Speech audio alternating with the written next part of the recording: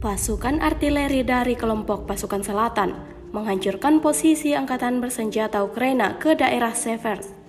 Rekamannya ramai beredar di media sosial Telegram pada Sabtu 3 Juni 2023. Tampak dalam rekaman, para prajurit tidak tanggung-tanggung membabi buta posisi musuh. Mereka terlihat sangat sigap dan siap meluncurkan serangannya. Terhitung lebih dari 3 kali rudal mematikan diluncurkan ke posisi target. Alhasil, ledakan dahsyat tak dapat dihindari oleh sekelompok angkatan bersenjata Ukraina. Mereka diklaim tewas oleh tentara Rusia. Video ini viral dan menuai beragam komentar dari warganet.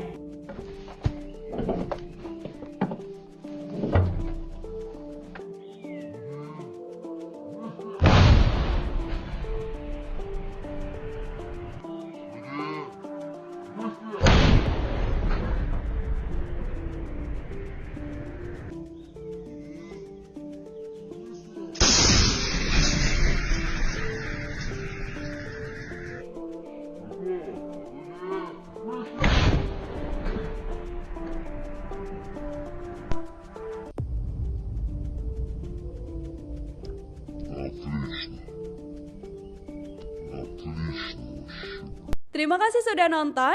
Jangan lupa like, subscribe, dan share ya.